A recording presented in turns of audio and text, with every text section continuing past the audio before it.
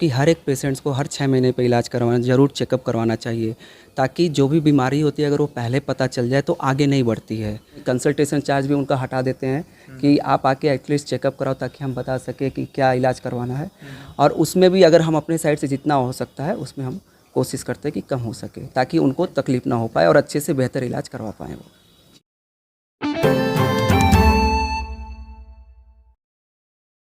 नमस्कार, आप देख रहे हैं चौपाल समाचार। चौपाल समाचार की हर खबर समाज पर करती है असर, और आज मैं जिस खबर को आपको दिखाने जा रहा हूं, यह खबर एक जानकारी के सिलसिले से है। अब दर्शकों ने पहले भी देखा है, बहुत सारे लोग जो समाज की बेहतरी चाहते हैं अपने अपने असर से लोगों की मदद करते हैं, और आज उन्हीं सिलसिले में हमारे साथ मौजूद हैं डॉक्टर प्रफुल्ल कुमार अग्रवाल जी। ये भी डेंटल सर्जन हैं और समाज हित में लगातार काम करते हैं। इन्होंने चौपाल समाचार से बात कर कहा कि हम भी अपने स्तर से जो जानकारी है समाज में प्रेषित करना चाहते हैं, तो आप दर्शकों के लिए वही जानकारी सीधे सीधे हम पहुंचाना चाहते हैं जिससे कि आपको मदद मिले। अगर आपको बेहतर दांत चाहिए तो इसके लिए ज़रूरी नहीं है कि सबसे पहले डॉक्टर के पास चले जाइए। पहले जानकारी लीजिए, सोचिए, समझिए क्या करना है क्या नहीं करना है, और उसी पर आज हमारी बात होगी। ध्यान से देखेंगे। बहुत बहुत स्वागत है आपका। थैंक यू जी। सबसे पहला सवाल रहेगा कि देखते हैं कि दांत के बीमारी को लोग बड़ा इग्नोर करते हैं, या बहुत सारे मिथक भी लोग पाल के रखे हैं कि ये करेंगे तो ये गड़बड़ी हो जाएगी। तो आपको किन किन मिथकों से सामना हुआ है, और कुछ जो आपके बीच में प्रश्न आए होंगे, तो कहाँ से आप शुरू करना चाहेंगे लोगों को बताने के लिए? देखिए, लगभग मुझे 4 साल हो गया प्रैक्टिस करते हुए, और एक ग्रामीण इलाके से मैं बिलोंग करता हूँ। तो सबसे ज़्यादा मैंने जो देखा हुआ है, लोगों को ये रहता है कि बेसिकली वो पूरे डेंटल ट्रीटमेंट को इग्नोर करते हैं। वो सोचते हैं कि क्या ज़रूरत है, मतलब जब तक दर्द नहीं होता, दांत एकदम लास्ट स्टेज पे पहुंच जाता है, तब तक वो इलाज करवाने नहीं आते हैं। जबकि हर एक पेशेंट्स को हर 6 महीने पे इलाज करवाना ज़रूर चेकअप करवाना चाहिए, ताकि जो भी बीमारी होती है अगर वो पहले पता चल जाए तो आगे नहीं बढ़ती है। अगर शरीर में कहीं और प्रॉब्लम होती है तो पेशेंट अच्छे से अच्छे डॉक्टर्स के पास जाता है, लेकिन दांत के लिए वो इग्नोर कर देता है। जबकि दांत बहुत इंपॉर्टेंट होते हैं। दांत आप कैसे स्माइल करते हो, चेहरे का रंग रूप सब कुछ वो दांत बताता है।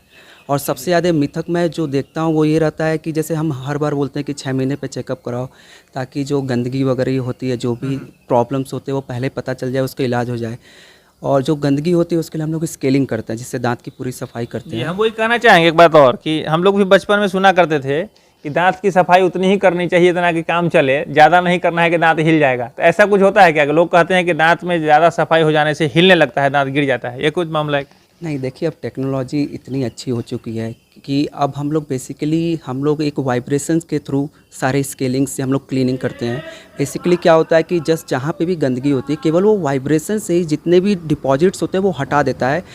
दांत को बिल्कुल नहीं घिसता, कोई नुकसान नहीं पहुँचाता है। ठीक है, तो बेसिकली क्या होता है कि पेशेंट्स इग्नोर करते हैं अपने हेल्थ को, तो वो गंदगी इतनी ज़्यादा फैल गई होती है कि ऑलरेडी दांत एकदम लास्ट स्टेज पे चल रहा होता है। जब हम सफाई कर देते हैं तो क्या होता है कि दांत एकदम वैसे ही कमज़ोर पहले ही रहता है, क्योंकि वो तब तक कचड़े पे ही टिका रहता है, गंदगी पे ही टिका रहता है। जब हम उसको निकाल देते तो पेशेंट्स को लगता है कि वो हिलने लग गए हैं।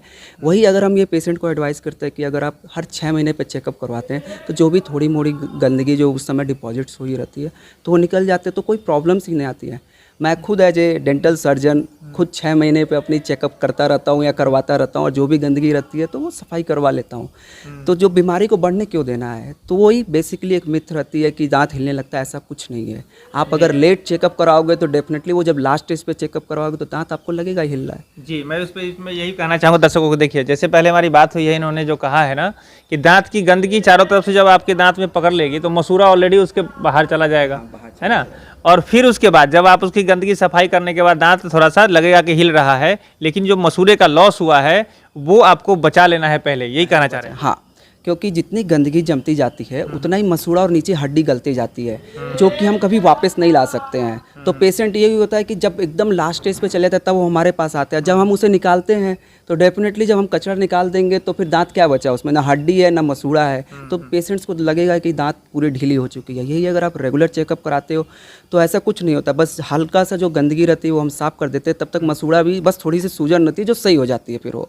जी, तो ये है पहली बात है दांत की साफ सफाई पर। अगर आपके मन में भी कोई प्रश्न उठ रहा था ना कि कोई गड़बड़ी हो जाएगी, तो ये बात आप समझ लीजिए कि साफ सफाई करानी आवश्यक है और इसको रेगुलर चेकअप भी कराना है। अच्छा डॉक्टर साहब, एक बात आप मुझे बताइए, गांव में देखा गया है कि लोगों को दांत में दर्द होता है, अंदर अंदर पश बना हुआ है, घाव बना हुआ है, तब भी लोग दांत उखाड़ते नहीं हैं।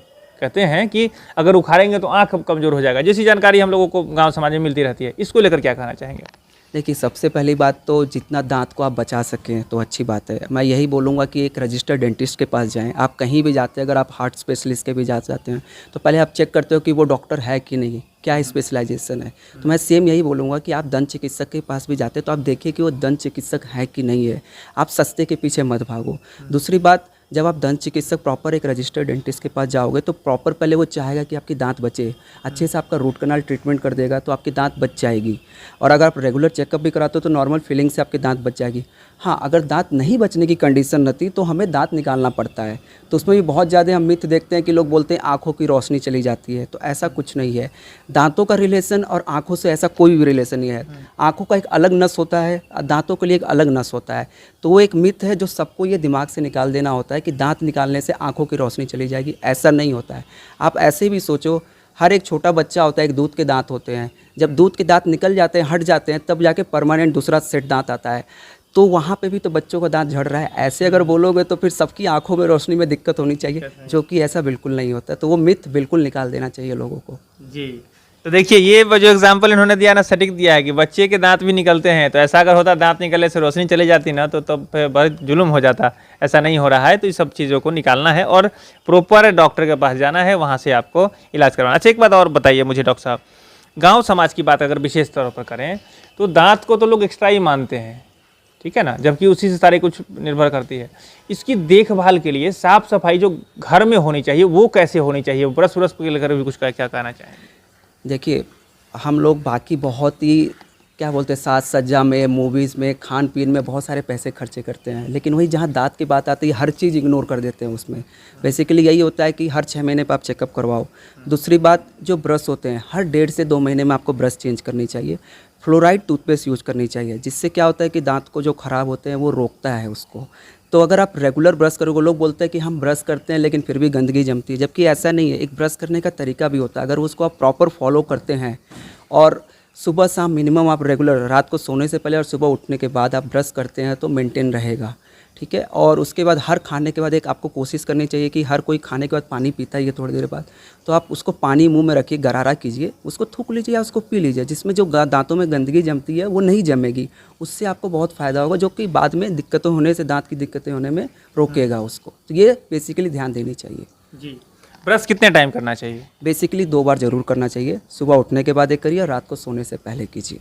और हर 1.5 से 2 महीने पर रेगुलर ब्रश को चेंज करते रहना चाहिए, क्योंकि 2 महीने के बाद ब्रश हार्ड हो जाते हैं और सफाई की क्षमता खत्म हो जाती है। जी, तो वो रेगुलर करना चाहिए चेंज। अच्छा, एक बात और मैं आपसे सवाल पूछना चाहूँगा कि दांत की सफाई में देखा गया है कि लोग दांत को चमकाने के लिए ब्रश करते हैं कि दांत में ज़रा उजला चमकेगा, और इससे एनामिल जो उसका फर्स्ट परत घिसता है, दांत में कनकनी आने लगती है। इसको लेकर क्या सावधानी बरतनी चाहिए?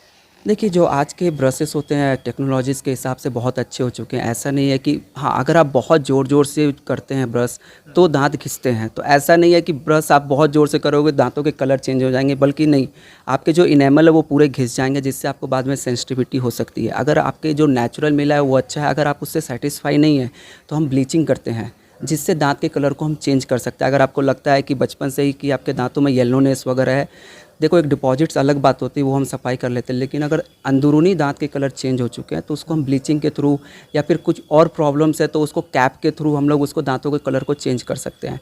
लेकिन एक हल्के हाथ से ही ब्रश करना चाहिए, और प्रॉपर बोलते हैं मिनिमम 2 मिनट तक आप ब्रश करो और अच्छे से करो, तो वो रेगुलर करना चाहिए। चलिए, सफाई के लिए ब्रश करनी चाहिए। जी हाँ। जी, तो देखिए ये सारे बेसिक सवाल हैं जो मैंने इनसे पूछ लिए हैं, वो आप तक मैंने पहुंचा दिया है। लेकिन मैं एक बात और कहना चाहूँगा कि अगर कोई ऐसी जानकारी जो आपके और चाहिए, या आप अभी तक उस चीज़ों से रूबरू नहीं हो सके हैं, तो नंबर भी चौपाल समाचार का डिस्प्ले कर रहा है, और डॉक्टर साहब का भी नंबर हम आपके स्क्रीन पर दिखा दे रहे हैं, और इस नंबर पर आप सीधे संपर्क कर सकते हैं। लेकिन काम की बात हो तब, मैं ये ध्यान रखना आप सभी को ज़रूरत है। ऐसे नहीं कि आप फ़ोन करें, लोग परेशान हो जाते हैं, तो मैं आपको दिखा दे रहा हूँ। और दूसरी बात यह है डॉक्टर साहब, आप ये भी बात बताइए कि चूँकि चौपाल समाचार दर्शक बहुत सारे गाँव ग्राम से जुड़े हुए हैं, लोग समझते हैं बहुत खर्चा हो जाएगा डॉक्टर साहब से मिलने जाएंगे, तो क्या कुछ ऐसा ऑप्शन है कि जैसे लोग जो गरीब हैं या जिनको परेशानी है उनको आप फर्स्ट चेकअप कुछ आप फ्री ऑफ कॉस्ट भी करना चाहेंगे, क्या कर पाते हैं? हाँ, डेफिनेटली। देखिए, एक क्वालिटी के साथ क्वांटिटी भी होती है उसी के। हम कोशिश करते हैं कि आज का लेटेस्ट जो टेक्नोलॉजी है उसके हिसाब से हम अपने हिसाब से जितना बेहतर ट्रीटमेंट कर सकें। तो हम कोशिश ये करते हैं कि जो गरीब क्षेत्र वर्ग के लोग हैं, तो अगर उनको परेशानी होती है तो उसके हिसाब से हम उसको मैनेज करते हैं। तो बहुत से पेशेंट्स आते हैं जो बोलते हैं कि हमें तो तकलीफ़ है, तो उसके हिसाब से हम कोशिश करते हैं कि जितना अपने साइड से हो सके उनको करने का। हमने कंसल्टेशन चार्ज भी उनका हटा देते हैं कि आप आके एटलीस्ट चेकअप कराओ, ताकि हम बता सके कि क्या इलाज करवाना है। और उसमें भी अगर हम अपने साइड से जितना हो सकता है उसमें हम कोशिश करते हैं कि कम हो सके, ताकि उनको तकलीफ़ ना हो पाए और अच्छे से बेहतर इलाज करवा पाएँ वो। तो ये ऑप्शन भी मैंने आपके लिए दे ही दिया है। इनका जो जहाँ पर क्लिनिक है वहाँ तक आप पहुँच अगर पाते हैं तो आप इनसे मदद ले सकते हैं, जानकारी तो एटलीस्ट ले ही सकते हैं। आगे फिर देखा जाएगा, जैसी प्रक्रिया रहेगी उसी हिसाब से उसका इलाज होगा। डॉक्टर साहब, चौपाल समाचार में आपके आने और अपनी बात रखने के लिए बहुत बहुत धन्यवाद आपका। Thank you so much. दर्शकों का भी बहुत बहुत धन्यवाद। देखिए, सिलसिला जारी हो चुका है, जहां पर बेहतर लोग जुड़ रहे हैं चौपाल समाचार में, तो आप भी जुड़ जाइए। अपने स्तर से अगर आप प्रश्न भी देते हैं ना, तो आपके द्वारा पूछे गए प्रश्न और फिर जब डॉक्टर साहब इसका जवाब देंगे या और लोग भी जवाब देंगे, तो ये सारा एक ऐसा दौर चलेगा कि बेहतर जानकारी लोगों के बीच आ जाएगी। तो जरूर आप कमेंट करें, चौपाल समाचार से जुड़ जाएँ। नंबर भी डिस्प्ले कर रहा है, जरूर सेव कर लें। साथ ही साथ इस वीडियो को फॉरवर्ड करें बेहतर लोगों के पास जानकारी पहुँचाने के लिए। तो आज के लिए बस इतना ही। पुनः डॉक्टर साहब का बहुत बहुत धन्यवाद। Thank you. दर्शकों का भी बहुत बहुत धन्यवाद। ऐसी खबर हम लेकर आते रहेंगे, इसीलिए आज के लिए बस इतना ही। मैं हूं अभिषेक आनंद, चौपाल समाचार के लिए धन्यवाद।